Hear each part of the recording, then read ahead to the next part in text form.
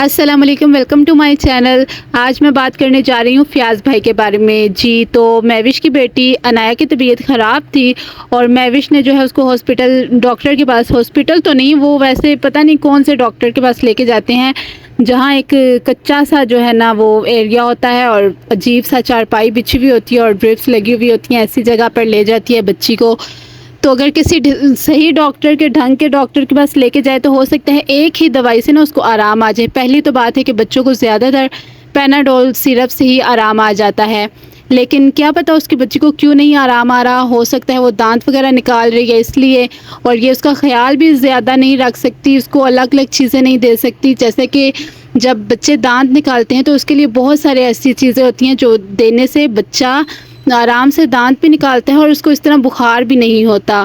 لیکن چلیں وہ الگ بات ہے۔ اب فیاض کو تکلیف ہو رہی تھی کہ مہوش کیوں جا رہی ہے ساتھ، اور وہ طنزیہ لہجے میں اس کو کہہ رہا ہے کہ یہ بھی ساتھ جا رہی ہیں، یہ تو بھائی عباس کو اکیلے جانے نہیں دیتی، اور اس طرح کی باتیں کر رہا ہے۔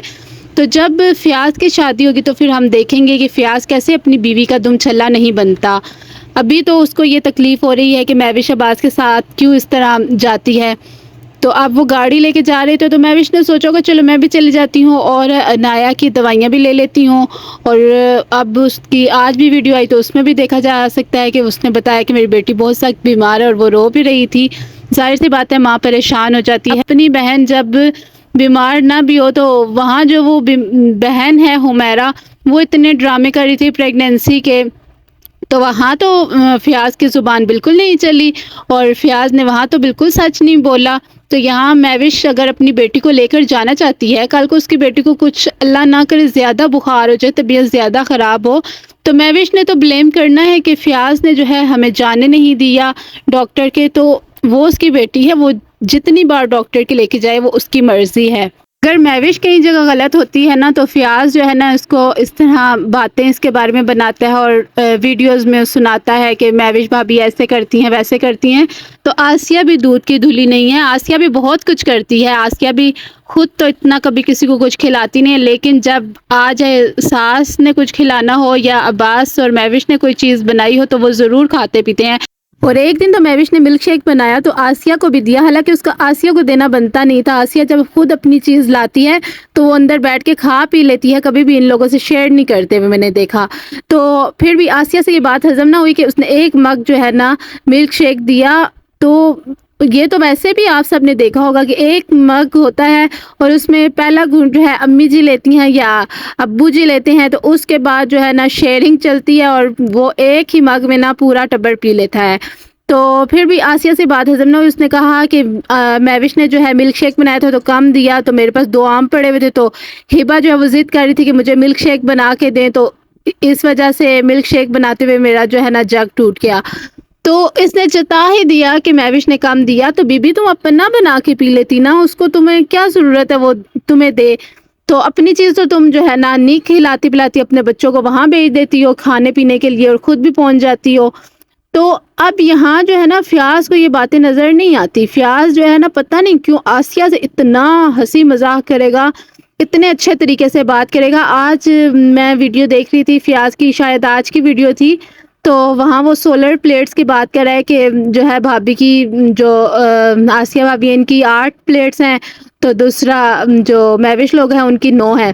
تو وہاں جو ہے نا آسیہ کا منہ بنا ہوا ہے، پتہ نہیں اے سی کی وجہ سے بنا ہوا ہے یا پھر اس وجہ سے بنا ہوا ہے کہ جو ہے 8 پلیٹس پہ جو ہے نا اماں جی کا بھی فریج چل رہا ہے۔ تو فیاض وہاں یہ بات کہہ بھی رہا تھا کہ جاوید بھائی کی جو سولر پلیٹس ہیں ان میں جو ہے نا ہمارا بھی فریج چل رہا ہے، اور اس طرح بتا رہا تھا۔ تو آسیہ کا تو منہ دیکھنے والا تھا، اتنے غصے میں بیچاری بیٹھی ہوئی تھی، لیکن فیاض پھر بھی اسے زبردستی ہنسانے کی کوشش کر رہا تھا۔ لیکن دوسری طرف جو مہوش کو ہمیشہ چڑھانے کی کوشش کرتا ہے، اپنی حمیرہ بہن کی جو ہے نا قصے اتنی خوشی سے اپنی امی کو سنا رہا ہے کہ حمیرہ آپی تو جو ہے وہ فریج میں چھریاں مار مار کے برف نکالتی تھی، بہت اچھا کام کرتی تھی، چھریاں مارتی تھی۔ حمیرہ آپی کی عقل جو ہے نا وہ گھومنے گئی ہوئی ہے، اس لیے وہ چھریاں مار مار کے برف کو نکالتی ہوتی تھی۔ اور فیاض کی کل کی میں ویڈیو دیکھ رہی تھی تو اس میں جو ہے یہ سب جو اس کی فیملی ہے وہ باہر جب بیٹھی ہوئی ہے چارپائی پہ،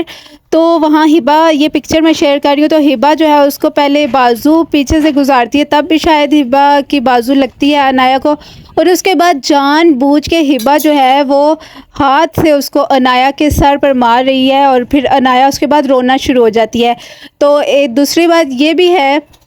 کہ دیکھیں عنایا کے ہاتھ میں چابی اٹھائی ہوئی ہے، تو بچے اکثر ایسی چیزیں جو ہوتے ہیں وہ کھیلتے کھیلتے نا منہ میں ڈال لیتے ہیں، اور پھر وہ گلے میں پھنس جائیں تو اس کو بچے کی جان جانے کا بھی خطرہ ہوتا ہے۔ لیکن ان لوگوں کو اتنی فکر نہیں کہ اس سے چابی لے لیں بچی سے، اسے کوئی اور کھلونا کوئی اور چیز دے دیں، تو